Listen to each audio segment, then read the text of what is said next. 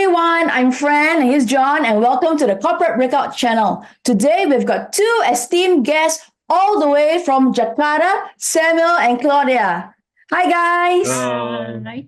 Thank you so much for coming onto our channel, and boy, we have a treat for you guys, audience. Samuel and Claudia, do you mind introducing yourself to our audience? What do you do? Are you guys married? Do you have kids? And we are going to share that they have a big YouTube channel as well. So they're going to introduce themselves. Hi guys, hi Fran and John. Thank you for inviting us. Thank you for having us today. We are Samuel and Claudia. We are 34 years old, married couple from Jakarta, with one daughter, a 4-year-old. So we have a YouTube channel with the same name. There we share our journey to achieve financial independence, retire early. So actually, the big news was that we sort of retired early this year. So I resigned from my job in March.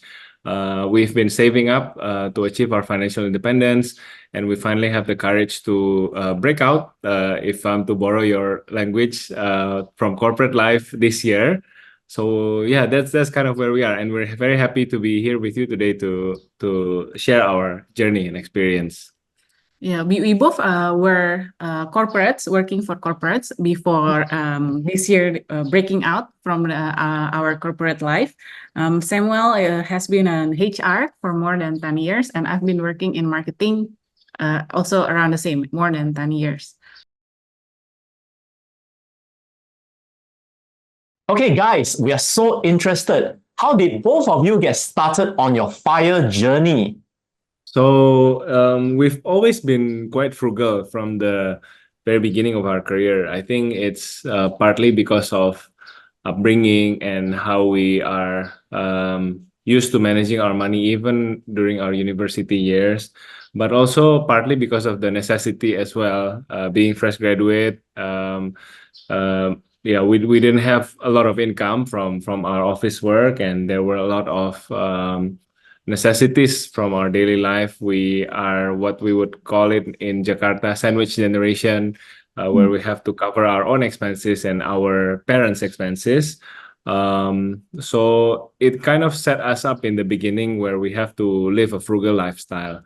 And yeah, well, Claudia could probably tell you more about the frugal lifestyle, but it sort of set us up on a journey to save and to grow our career. And we sort of have the conviction to keep saving and keep keep growing our portfolio. And in 2020, when COVID hits, we realized that we didn't have anywhere to spend the money that we've been collecting, because everyone was told to stay at home, cannot travel, cannot go to shop. And then we stumbled across some YouTube channels about finance. So you can say that we have a financial awakening back in 2020, and we stumbled upon the FIRE movement, financial independence, retire early, the mathematics of the 4% rule, and we decided this is something that we want to pursue. So yeah, it kind of set us up. This was 2020, and the past 3 years have mostly been about accelerating the FIRE journey, and finally we reach our financial independence in 2022, and we kind of retire early this year. You want to add? Yeah, just to add a little bit from what Samuel has shared. It started as part of necessity, because we really had to make do with what little money we made as a fresh grad. I myself have to supported my parents and 2 of my younger brothers. My parents have been out of employment since I was in high school. So we didn't really have a stable income. We didn't have any saving.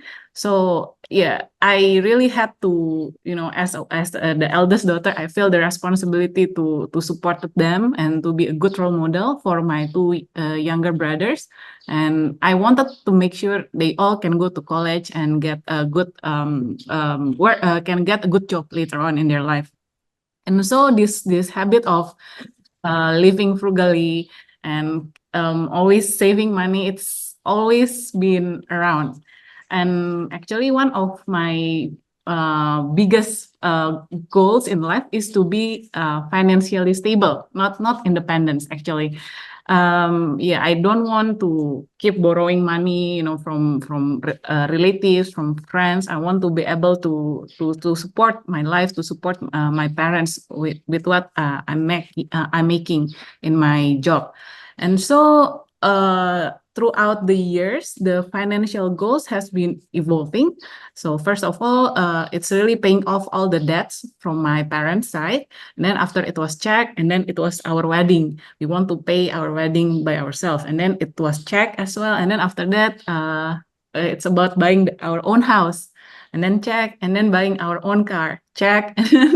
Then what Sam said, come 2020, where, our lifestyle didn't change at all. We were just keep saving, even though our financial goals already Have been met. yeah, we already checked all of our financial goals. So that what's next? What's next for us? We don't want to change our lifestyle. We are comfortable with living, below our means, below our salary. We are comfortable with, saving most of our income. So what's the next goals that we want to achieve? And then, yeah, like Sam said, he stumbled across F.I.R.E content in YouTube that time in 2020. So he said, well, why don't we set F.I.R.E as our next financial goals? Because, yeah, we've been living the lifestyle anyway, and so let's just try to achieve it. So that's where it all started. Wow, guys, it's amazing. It's very inspiring how you guys actually embodied the principles, of F.I.R.E even before you all discovered it in 2020. And style that you all have been leading is like a natural, systematic process leading you all up towards F.I.R.E, which actually came naturally. And and I'm happy for you all to have hit your goal in 2022. And that's only a 2 years time frame when you all discovered F.I.R.E. Amazing, guys.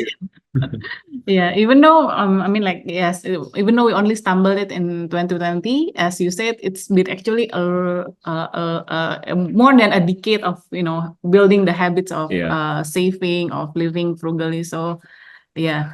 We got a lot of media coverage in the beginning, local Indonesian media. They portray us as this genius Miraculous married couple who achieved F.I.R.E in 3 years. And I think this is some of the message that we're trying to fix in our own channel. No, we didn't achieve F.I.R.E in 3 years. It's a 10 years in the making. 10 years more. But we only got the exposure recently. So we've always been big on talking about process, making sure that you follow the progression of your career, growing your career slowly and steadily, making sure you grow with integrity. Because the younger generation, especially the ones who are just starting their career and they watch our channel, they might get discouraged too if they get the message the wrong way. They might see it as, oh, this couple, they achieve F.I.R.E so fast, I want to be like them as well. But the point is not to race with us to achieve F.I.R.E. Okay, I achieve at 33, you should be faster, or you could achieve below 30 and whatnot. Because there are people who achieve it in much earlier age in the US. Mr. Money Mustache, for example, he achieved at 27. So I think it's important to mention it's not about the age, but it's about fulfilling your goal and making sure that you're happy with the choice of life that you live. Yeah, and I think it's also, there's no such thing as overnight success. True. Right. And a lot of people think that, I want to get there as soon as possible, as fast as possible. And, the so-called overnight successes, right? Like Mark Zuckerberg, Jeff Bezos, there's no such thing. It's actually not an overnight success, but people don't like to see the hard work. They don't like to see the blood, sweat, and tears. They just want to see, oh, now I have 25 million in the bank. That's what I want to have. True. Yeah, you don't see the journey of saving the money, of building the life, and so on. Yeah, because looking back, we really see that it's actually a process, yeah, and it's really a life, not a lifetime, probably a decade of discipline. While all of our peers, they go partying, traveling. They during lunch they always try the latest restaurants in town. So what we did was really every day we bring lunch from home, and we are taking the public transportation. So even though actually we both already promoted as manager even before we were 30, but the thing is we don't change our lifestyle. Like we still doing what we did during our fresh grad, even though when we were already a manager. And it's not easy. It wasn't easy because yeah, when you were young, you always want to try new things. You want to be in the heart of the party, but it's really the choices that we made consciously that we are aiming for something bigger in life. So that's why we were willing to do the sacrifices. But as you said, Fran, it's true that it's all this thing doesn't come free, doesn't come without sacrifice. Indeed, it was a lot of hard work in the beginning. So yeah, what you see today is actually a fruit from what we did for years back. Yeah. Very well put, Claudia. Thank you so much for that. So guys, we already touched on the topic of frugality, and you guys have explained that you embodied this lifestyle about more than a decade ago. So maybe can you explain more for our audience, what does frugal living mean and what does frugality mean to you both? Many people have this misconception that frugal living means you are living miserably. You don't have fun at all, and and you are really living in rags, right? Yeah. You wash your tissue paper and try it again. But for us, it's really not like that. It's really about spending wisely. It's really about setting up your priorities, because I think there's a quote saying that you can have everything, but you can have anything, but not everything at once. Yeah. So it's really it's really about the priority game. So for example, like what we did, we chose to get married first and then stay at our in-laws for around 3 years before we save enough money then to buy our own house. Yeah, because some people think they want everything all at once, and they want to get married, they want to have cars, they want to have house, but in reality, with limited resources, you really have to make Sacrifices. you really have to make a priority. So I think frugal living is really about priority, choosing your priority. What's really important for you, and what's really making you happy, because it's also something that we observe in this modern life, where social media is flashing about parties, about luxurious item, and so pushing us to be really consumptive to the point that we don't really know anymore that do we really need this item, do this really make me happy, because everyone is doing it, then I'm doing it also. And I think frugal living is about rethinking about what is it that you want with your life, because really more things or more money doesn't make you happy, but it's about managing your life, so that because how to put it, yeah, because money is something that of course you can make more, but in order to make more money you have to sacrifice more time, you have to sacrifice more of your freedom, you have to work hard for it. And time is not something that unlimited. Actually, everyone has a very limited set of time in their life. So this is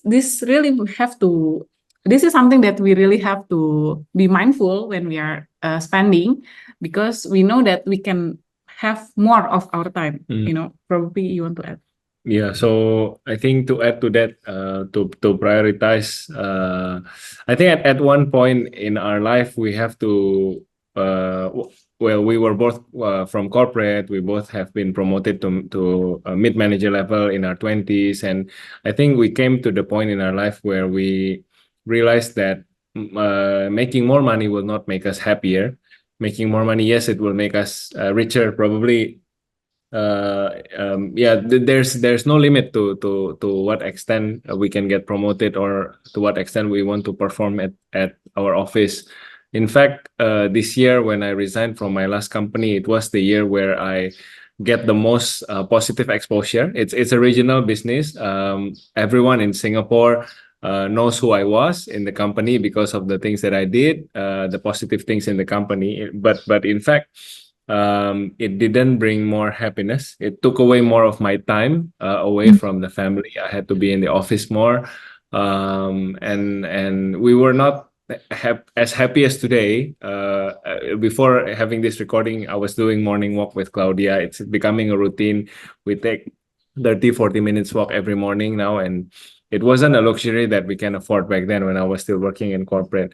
So yeah, to add to that point, that we came to the realization that okay, with more money, higher rank, jabatan apa ya, Yeah, higher position. position in office is good, but does it bring more happiness? And that's a question we have to ask ourselves, right? Because we will have different answers for that. But for me, in the beginning of this year, no, I wasn't happy. So that's kind of the snap me out of the one more year syndrome. I was gonna, okay, I achieved FIRE, but okay, let's do another year, and then I'll never resign. But then this March, earlier this year, it was kind of like the wake up call for me to, okay, maybe I should try out this retirement early thing. Yeah. Wow, that was a very brave thing, because, like you said, it was so easy to tell yourself, one more year. Let's stay on Yeah. one year, Yeah. right? And then that 1 year become 2, 3, 4, 5, 6. Exactly. And I love the sharing that you said about, you took a morning walk with your wife just before this recording. And I think this is the little things in life that makes up the biggest moments and the biggest memories. And I feel, this is just my personal opinion, of course, that when we were so busy in the rat race, all these little moments, these little memories, they became blind to us. We cannot see it anymore. And to me, I feel very sad, because this is what makes life beautiful, isn't it? Yes. Yeah. Yeah. The small things, yeah. Like Yeah. watching my daughter play with the rain, the small things that really make. I'm not saying that we should all resign and be at home and raise our kids, but we all have different calling in life, and it sometimes it gets to the point that we are so busy going through the motion without realizing What's important? what's important, without thinking through, am I really happy doing this? Is this really what I want in life? Yeah. Samuel and Claudia, I just want to ask, do you think it's important as a couple to both have the same goal and vision when you want to early retire? I think so. And actually, it's not just opinion, but it's backed by research. I was reading the book Millionaire Next Door, and I think one of the interesting fact that it's a research about millionaires in the US, and one of the characteristics that the book said that millionaires got it right is they marry right, is they marry the right people. I think we're still learning lah. So I wouldn't say that okay, we're right for each other. We're match made in heaven. We still bicker and we still have our disagreements here and there. But I think money is one of the issue that we have been very transparent about to each other, and I think we're very grateful that we do that. So we have a habit each month that we meet. We sit down and talk about our net worth, our budget, our spending for the previous month. And I think, and this is one of the things that we share on our YouTube, and one of the videos that blew up actually. I guess people were surprised that we are so candid to each other about money. We're so open, and yeah. Mau tambahin apa ya? I guess it's not, of course, it's not only about money, because when you are married to someone, it's, yeah, you're actually, yeah, you're no longer separate boat. Yeah, I mean, like, if we want to liken our life journey as a boat, when you're married, then you are actually rowing the same boat together. So if, of course, if you're heading on a different direction, you are rowing to the left, and then your partner is rowing to the right, then you are not gonna go anywhere. You're just going round and round. But if you have the same Vision. yeah, you have the Goal. same vision, you're going to the same direction, and you can do a great teamwork, together, by doing the rowing together, heading to the same direction. So I think it's the same about money. Keeping fire Yeah, also. I think some people have this notion that your money is your money, my money is my money. But at least for us, we see that once we are married, the money that I'm making and the money that Sam's making is actually our money, this family money. So of course, when it comes to how we are going to spend it, we are going to invest it, we have to discuss it and agree together. Yeah. Also, and we both have to know, where the money is going, and everything is actually already on the Excel. So when we are having that monthly meeting that Sam was talking about, we have this Excel sheet ready, and so we can see where all of our money going. Yeah, it helps me put things to perspective as well, because there are times when I find certain business opportunities or investment opportunities that is attractive to me, but then it might be a bit too risky. Might be a bit we are kind of sacrificing too much. These things, then when I discuss with Claudia, then she would help me put things into perspective on whether this is the right opportunity for us, whether we want to put as much risk into our lives. Is this actually beyond our investment goal each year? So yeah, remind me to help me align to our goal together as a family, and not be blinded by opportunities that sometimes can be too, too good to be true or too attractive. Moment. Yeah, it helps us to calibrate with each other. But at the same time as well, Claudia has a tendency to be more frugal. So time and time, also we talk about how we want to enjoy our money more, how to use our money, because at the end of the day, we have to enjoy it in the now as well, and not save everything for the future. Wow, I like that. So, to summarize it for our audience, what I'm hearing is great teamwork. Once a couple is married, it's not my money, your money, or in some cases, the woman say, "My money is my money, your money is also my money." Right, For but the it's wives. about teamwork. About teamwork, and I think also you mentioned you all have a monthly meeting, right, together. So, would I be right in saying that open and honest communication is very important? Yes, agree. 100% agree. Yeah, because there is this joke going around in Indonesia. It's when the husband said it's easier to apologize rather than to ask permission. Yeah, when it comes to, let's say, to buying boys toys, it's easier to ask for Ask for apology later rather than getting the permission in advance. I know it sounds funny, but sometimes in reality, if this goes on forever, I don't think it will do good, yeah, to the financial relationship. and then relationships. Yeah. So yeah, Yep. I ask permission first. I'd like to share a little bit about this, because for us, we actually plan everything together as a couple as well. So it's very exciting to meet another couple who comes together, having a partnership where you have common vision.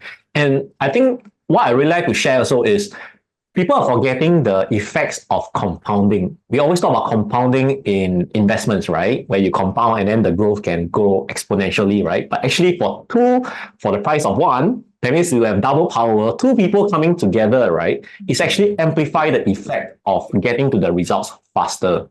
So I think it's amazing to see that in both of you, because I can see the similar traits and very common goals that you all share that get you all to your FIRE goal much faster, probably than maybe Yeah. other couples. And in my own experience as well, because we also interview some other early retired couples, putting the finances together and working as a team has always been the common denominator, the common topic that everyone comes together. Because it's true, is if the wife or the husband likes to spend, but the other party is a saver, the other party is more frugal, they will never be able to agree on the common vision, the common goal, right? Someone will always be rowing left, someone will always be rowing right, and they will always argue about money because money in, money out, money in, money out. So I think, yes, that is, so what you just both said kind of affirms the theory that in order to be successful as a couple in terms of finances and also other areas, teamwork is very much needed. Thank you so much for that. And I've got another question. How did, Claudia already shared just now about her frugality, and also that is what you guys have been doing for a decade. So talking about communication and honesty, did you guys come together as one, as a team, to say, yes, let's do FIRE? And maybe for our audience as well, can you share a little bit of what does F-I-R-E actually mean? Okay. So FIRE movement is, I think it originated in the US. It stands for Financial Independence, Retire Early. It's originally it was a bunch of software engineers working in the Silicon Valley.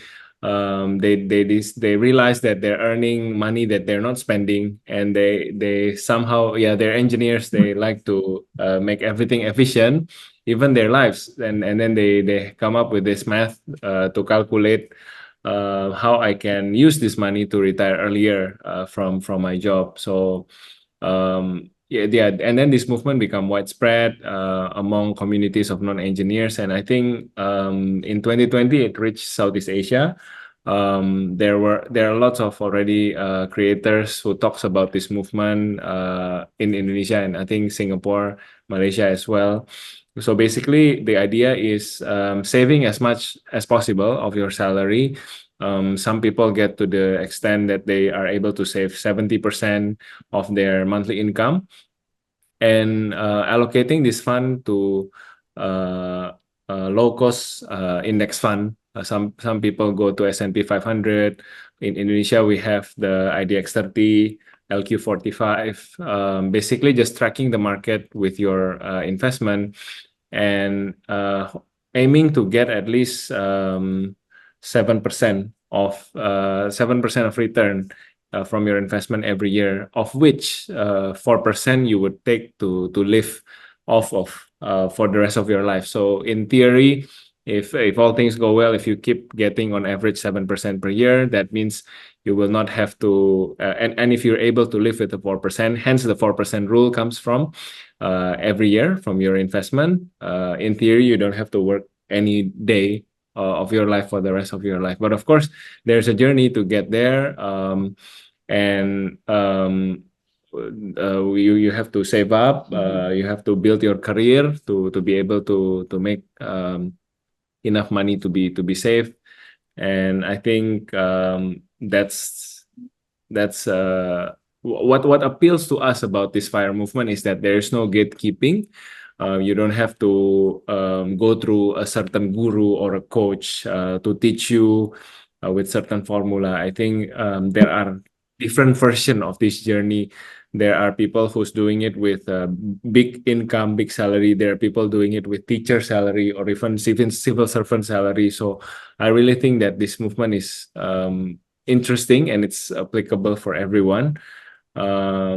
That's why when we stumble upon it in 2020, I show it to Claudia, and we realized that we have actually been doing this for the past 10 years. And all we need is to align our goal and to decide when we want to achieve FIRE. At that time, we were 30, and we reach it in 3 years' time after that. The FIRE target number. For me, the more interesting aspect is about the financial independence itself. Again, because coming from my background, I live in a financial insecurity, growing up with financial insecurity. So it's really been my goal to be financially secure, financially stable. So for me, when I know that there is this kind of formula where you can roughly calculate a number and you can say for quite sure, that you are, when you have this number, then you're quite safe to live for the rest of your life, even without working. So for me, it's kind of giving me a relief because, there is this formula that I can rely on more or less. However, the retire early part is not that interesting for me, yeah, to be honest, because I know we both are still young and we both are in our productive years, and it's not that the job that we are doing at is, really, really, really, really toxic, in a toxic environment, or something that we really hate. So actually, the part of retirement early is just like a bonus, So because when you are financially independent, at any moment you feel like the work is too much, or you feel like you just want to explore something else, you have the liberty to explore that options. So I think that's it for me. So if the work becomes a choice rather than I have to go to work to earn money, I choose to go to work because I want to. Right. Yeah, That's what true. I'm referring to, the difference. Yes. It's become optional, yeah. The work becomes optional. So guys, we are fellow YouTubers besides being fellow early retirees. We'd like to share, or rather we would like to ask you to share about your YouTube journey, the reasons why you all started it. And I understand that you guys have almost 200,000 subscribers, a lot of them catering to the Indonesian market. Will you be able to share more with our audience on that? I am an HR person by profession. So early in my career, I did a lot of recruitment. I do a lot of interviews, and I realized that after working, this was back in 2019. So I've been working for 8-9 years. I realized that a lot of this common knowledge that I have in HR was not so common for fresh graduates in Jakarta, in Indonesia. There were minimum guidance on how to do a proper interview, job interview, and so on. So I started to share this knowledge initially through Instagram stories. So it wasn't YouTube in the beginning. I started building my audience from Instagram. And then after a year and 2 years doing HR knowledge, I realized that the conversation with my followers, with my audience, have evolved. They have now gotten their jobs, and they started realizing that they now need financial know-how, how to manage their first salary. A lot of them have never had their own money or their own responsibility to manage their own money. It's always been a monthly stipend from their parents. So we try to start a YouTube channel, but we come from an angle that, okay, we're not here to be a guru. We're not Or here an to be advisor, not an an expert or an advisor, because none of us are CFPs or any other certifications like that. We are just common salarymen and salarywomen doing our job in the office. So what we share initially and still until today is mostly about things that we have experienced.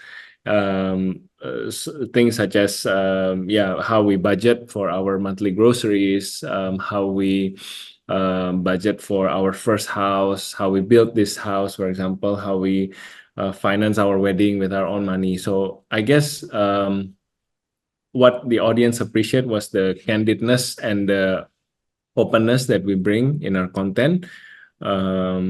And some say that they like the editing. It's very homey. It's we're shooting at the backdrop of our living room, which is actually because I'm too lazy to edit.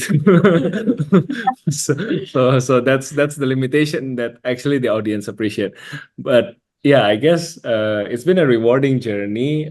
We've done this since 2020.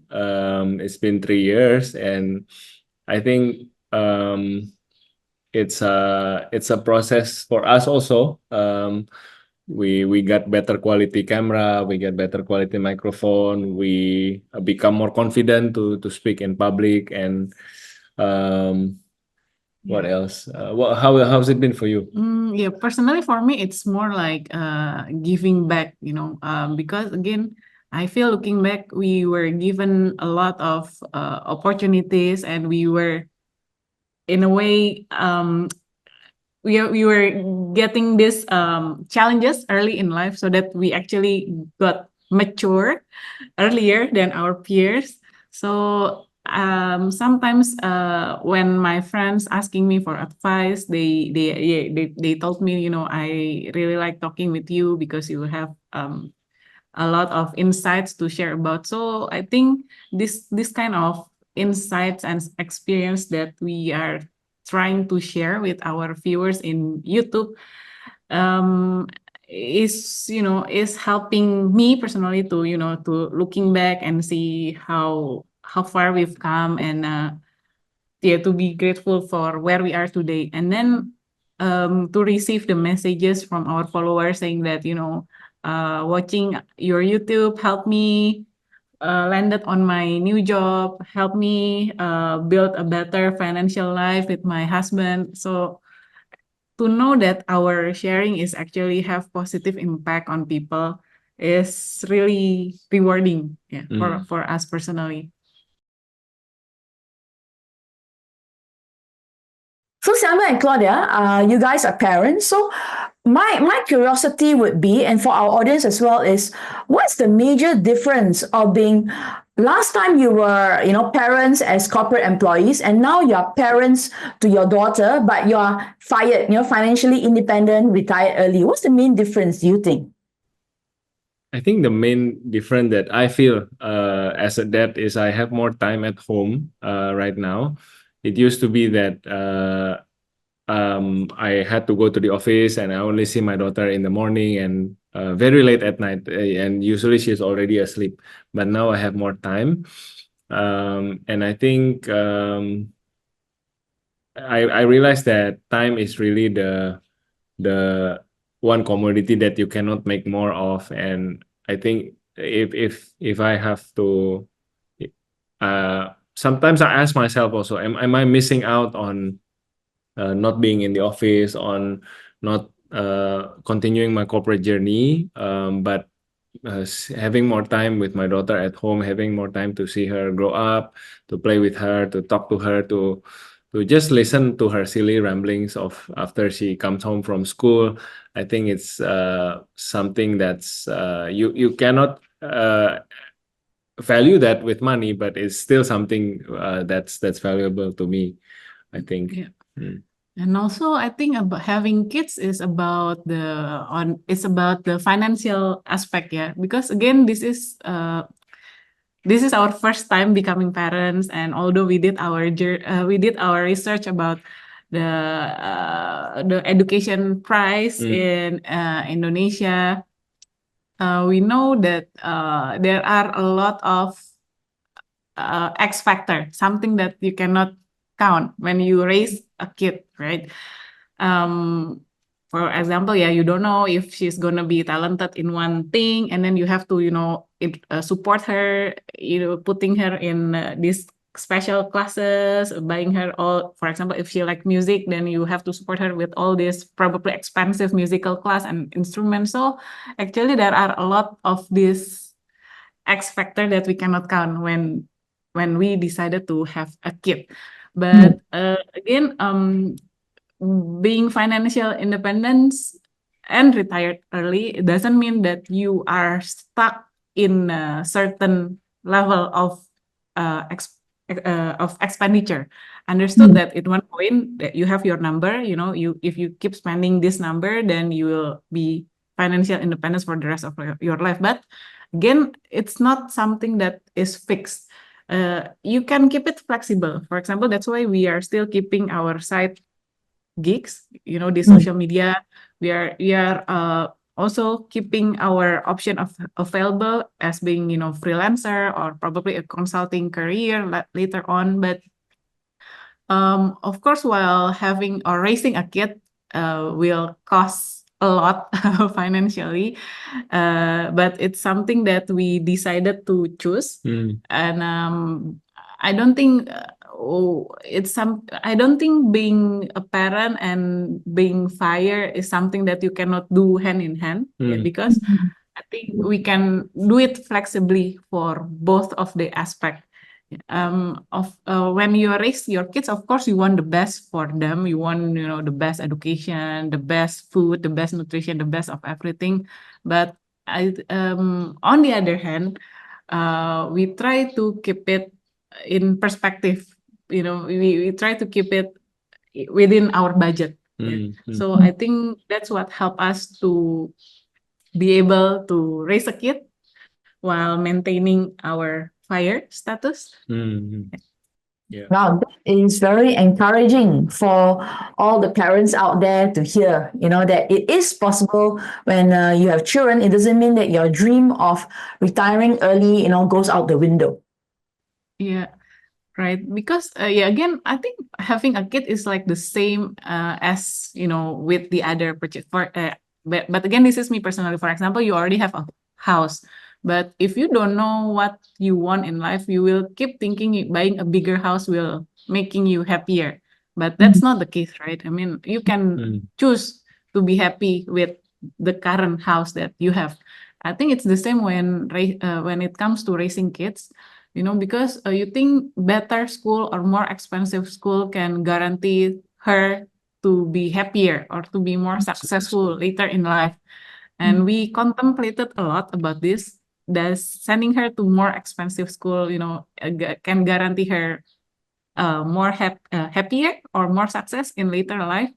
And we come to conclusion that no, more expensive school doesn't equate her to get happier or more successful life later in life. I think it's really about being present as a parent, spending time with her, playing with her, and it's just you have a budget.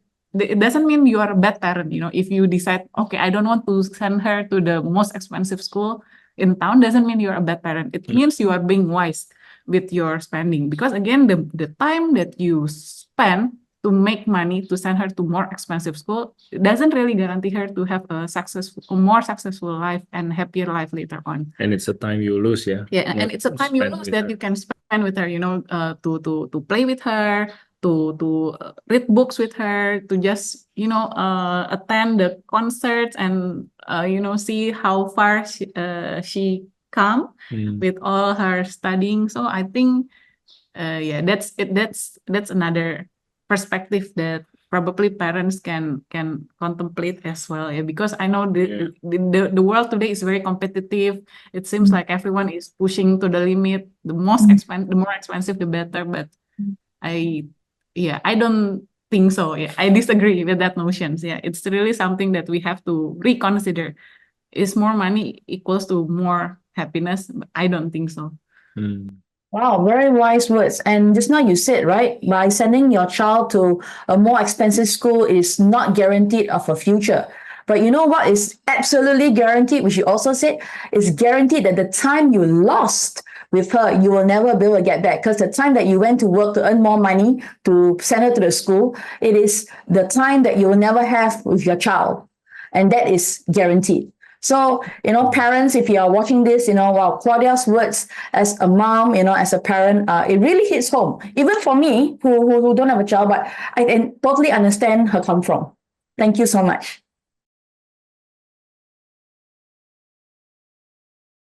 And lastly, guys, any words or advice for our audience, on people who want to probably reach financial independence and probably who want to may or may not retire early, but any advice for our audience?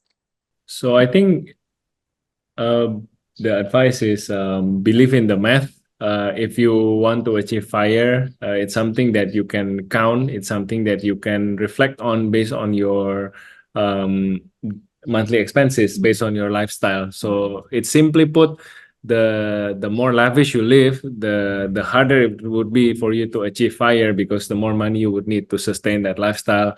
But the opposite would be true. The more simple life you lead, then the sooner you will achieve FIRE. The question that we often get is, or the comment that we often get, oh, you guys are so great, you're only 30 something and you already achieve FIRE. But they don't know that we live simply. We don't drive expensive new cars. We don't live in big house. We don't have we have a relatively simple lifestyle to maintain. So it's in the math. Start finding out your FIRE number. Start calculating. Use the tools that are available online. And there's really no gatekeeper. Anyone can join this movement. You can find more info in our channel if you're Indonesian. If you can enjoy Indonesian content.